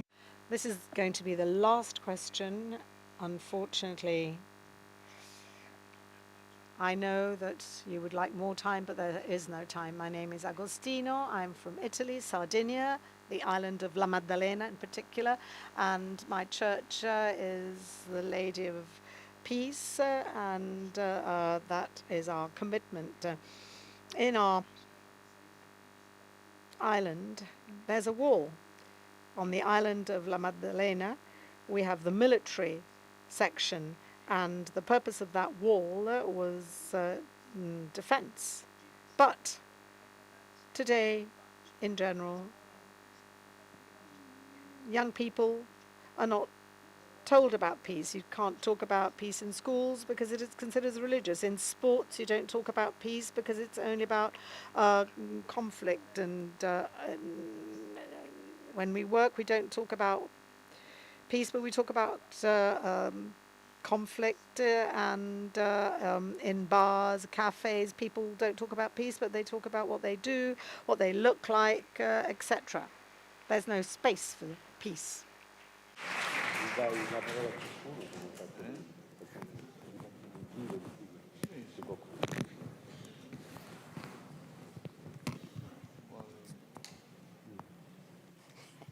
Facciamo un giro, sì, una brevissima risposta. Let's come up with a couple of answers.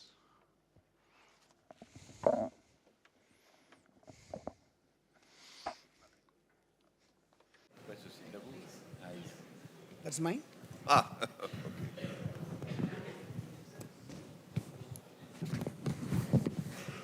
Ja, also ich habe keine Patentrezepte.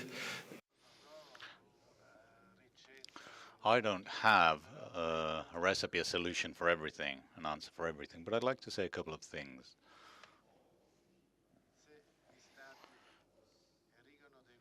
If states build walls,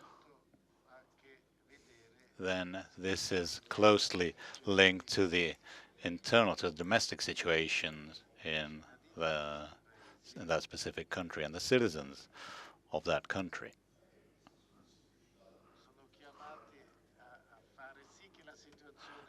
Must take action to change the situation and tear down eventually the wall. So in such a situation, it is it is correct to include the wall that was built in Israel, and that that Israel's occupation policy is causing problems. And you know that in Germany, we tend not to criticize perhaps Israel too much, but that is not fair in a way, because we have to talk about this issue as well. So I thank the one who brought it up.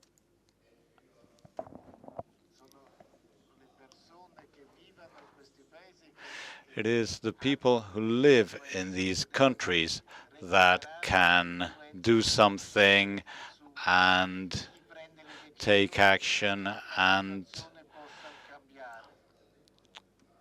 influence the people who can actually bring about change. Allow me to make another remark, to say something else. It is important to say this when we talk about the détente policy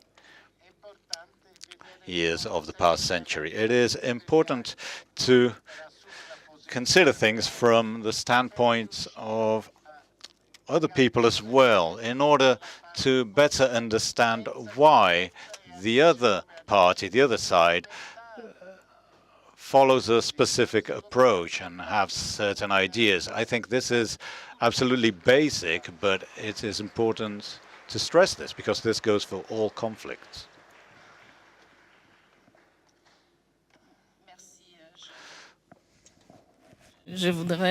Thank you. I would like to say a few words with respect to the question on Cameroon and the coup. And in general, I would like to answer the question on the issue of leadership. I'm familiar with the situation in Cameroon. I have visited Cameroon many times over the last few years. And the wall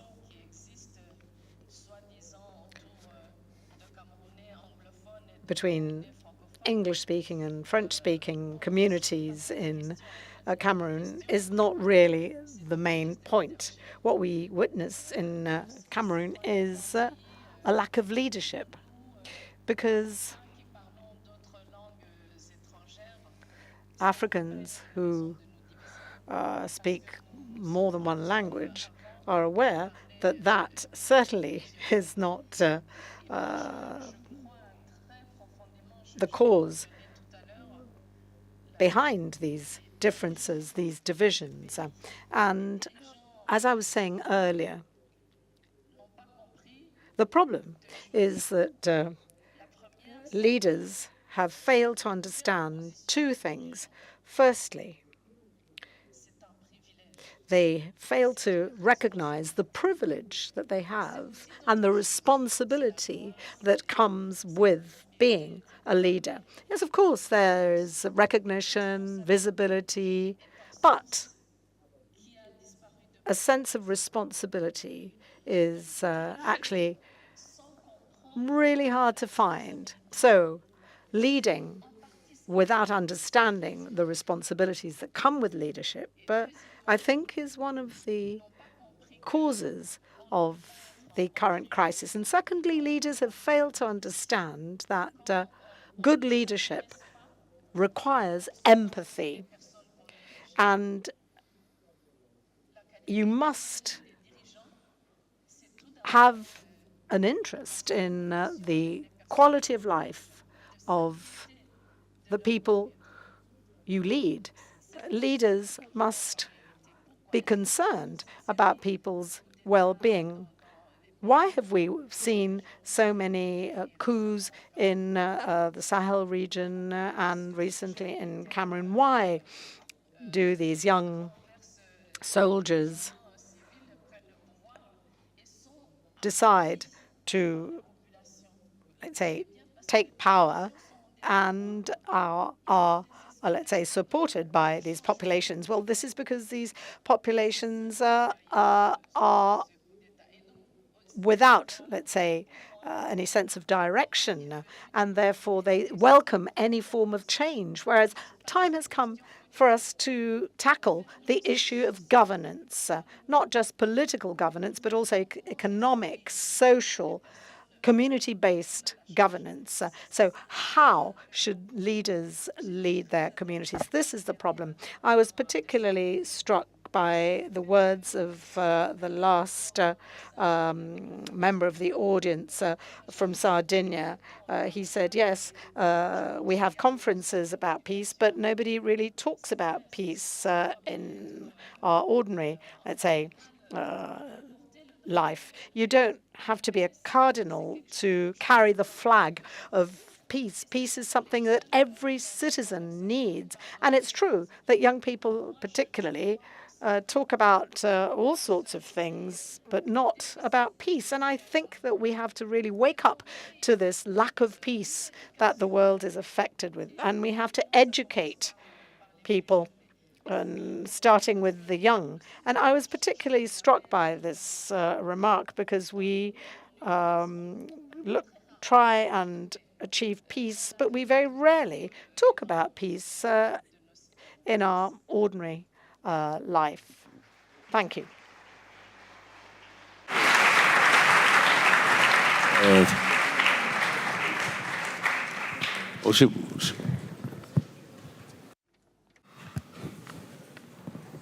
Se è attivo, sì.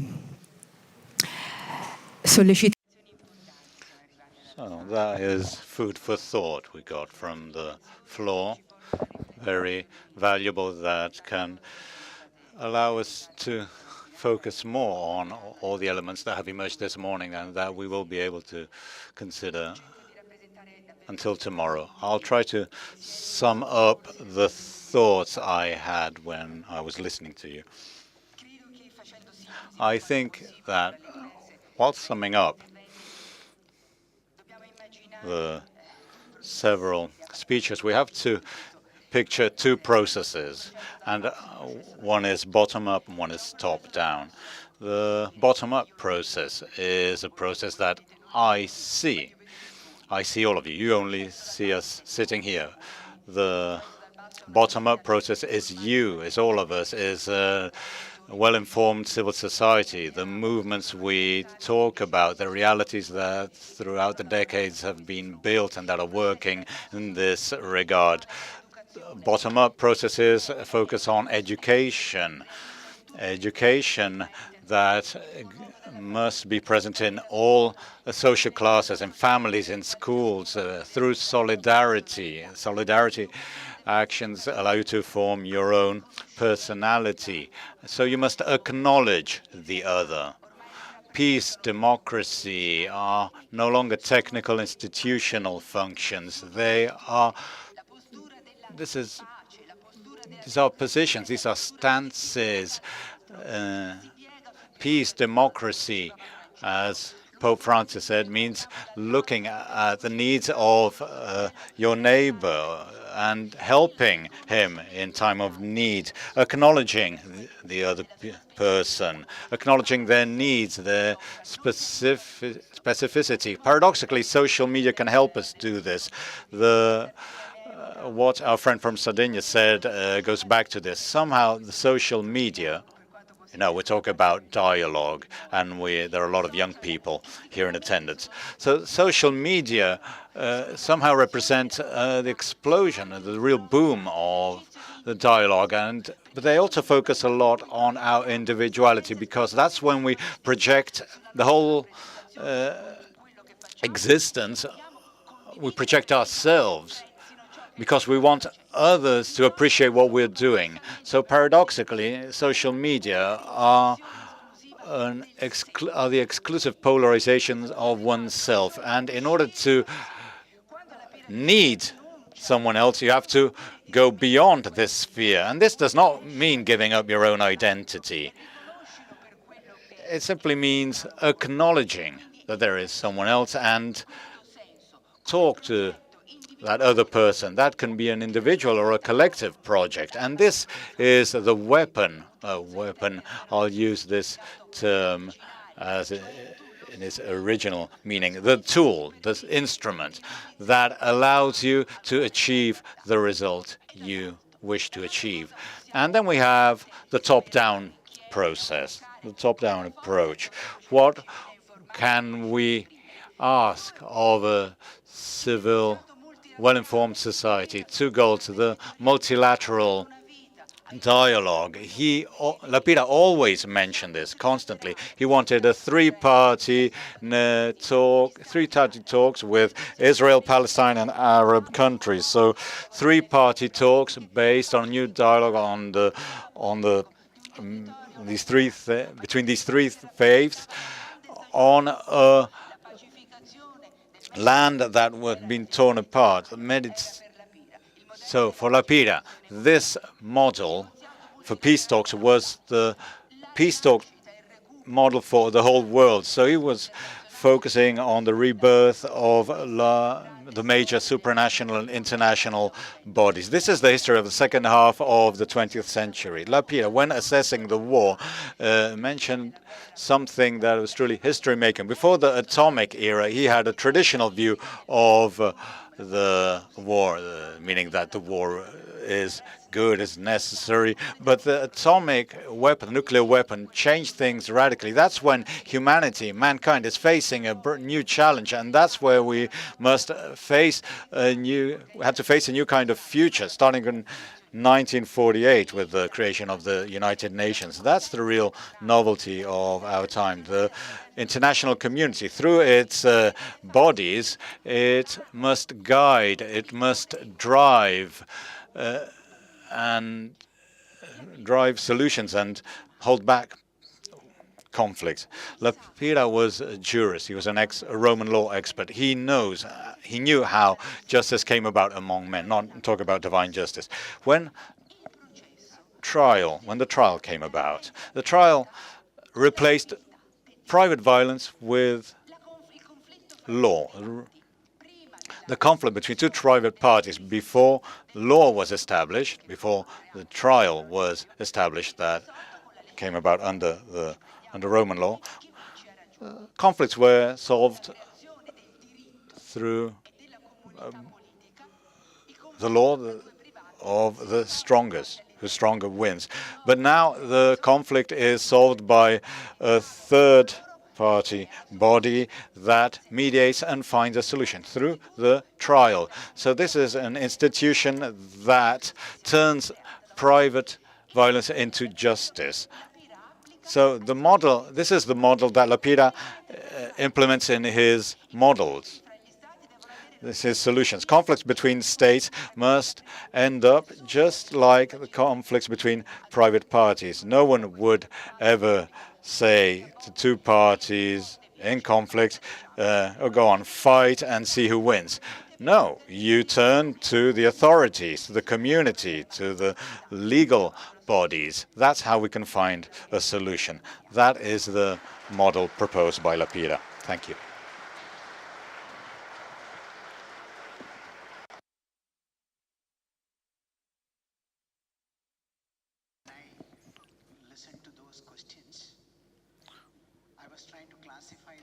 Into two. One, we are speaking about direct violence, and we're also speaking about indirect violence.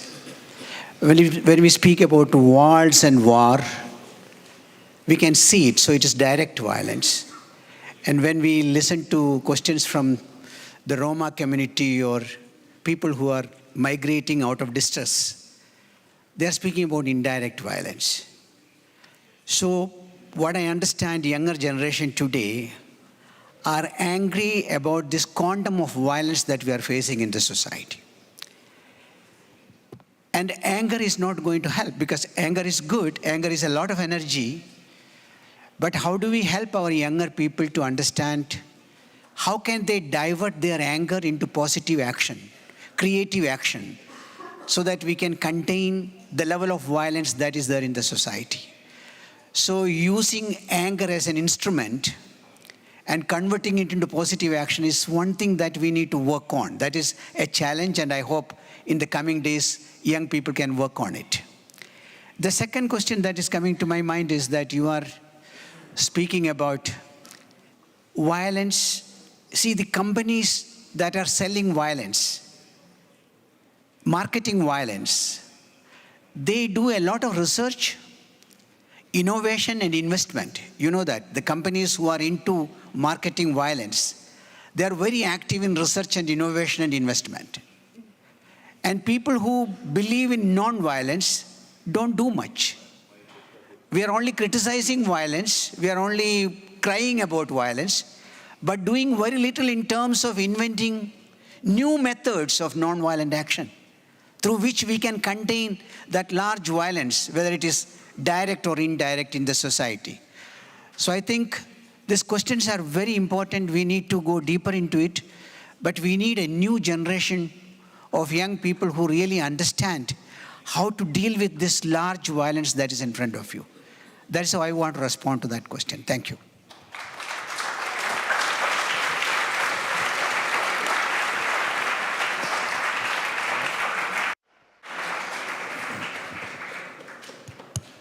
Well, I would like to thank my Mr. Kishan for the question about the walls. And I have an answer for the question, this delicate and important question. First, when the Holy Father, Pope Francis, visited Jerusalem for pilgrimage, he didn't cross the wall. He entered the place, the sacred place, through the historical Christian Arab doors within Jerusalem. That was significant at that time. Second, the Presbyterian Church, one of the leading evangelical churches in the United States, took a decision called divestment decision. That is to withdraw all its capitals and investment in Israel as a reaction against building the wall. That was also significant. The Oriental Middle Eastern churches in Jerusalem issued a statement called the Kairos. It is a Latin word, you can understand it. The Kairos in this document, collective government, all churches of the Middle East, they said occupation is anti-Christianity. And that was a practical religious reaction against the wall and what it represents, you see. So I would like just to finish this small interpretation by saying we cannot remove walls on the land before we remove walls in our hearts. That's the beginning, which we are not doing so far. Thank you.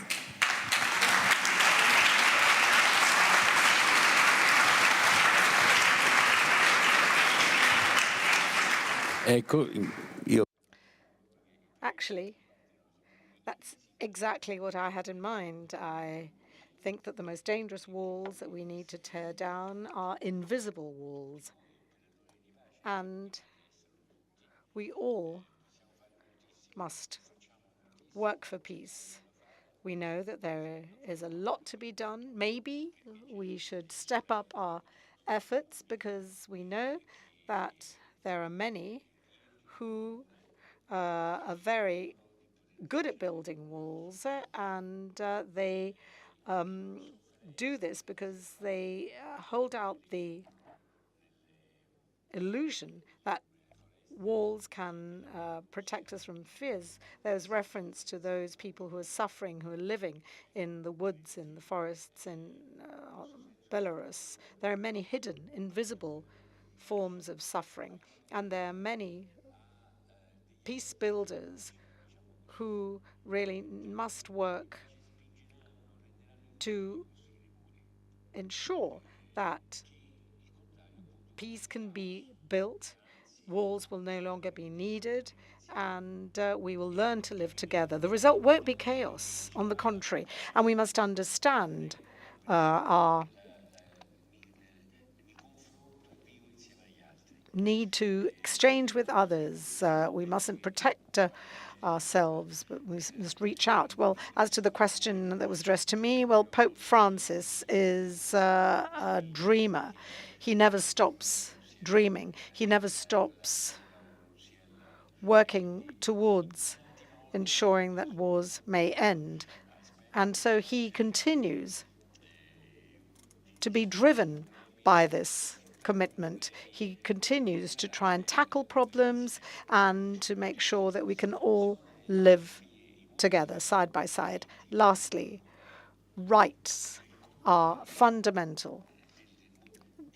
You know, take the case of migration and walls, closed ports. Ports, by definition, have to be open. I mean, it's absurd to think otherwise. And we have law, politics that can give us the opportunity to understand that we're on the same boat and that we must be in this together and invest in those who have nothing. We have to think in terms of togetherness. There's something I have in mind in terms of what can be done. We know that there are schools for peace, and this teaches us how we must live together. And, you know, if you try and build a wall around you to be alone, that should not be considered as the correct approach. Thank you so much for this wonderful morning. That is a real gift from Sant'Egidio and from Providence. I would like to thank the speakers and believe that this has been a very useful morning indeed.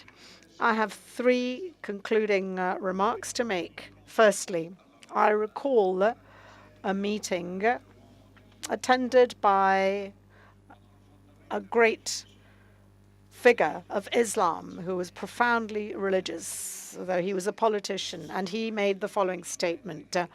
The real distances cannot be measured in terms of kilometers. They are more about the distance between our minds and our hearts. And that's exactly what our speakers have said. We need to tear down walls because we know that we can fly anywhere. We can cover any distance, but the true distance is that between our hearts and our minds. And I would like to end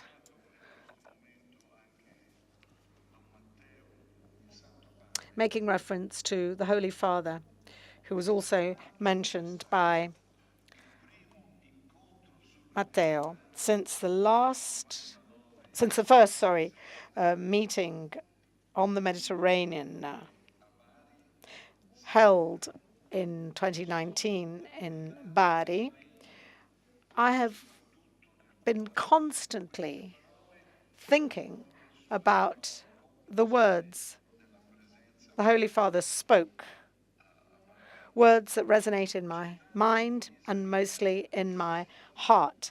Quoting Isaiah, he said, "I give you this message to give you hope and to communicate strength to your responsibilities." And these were the words spoken before the desolation of Jerusalem following exile.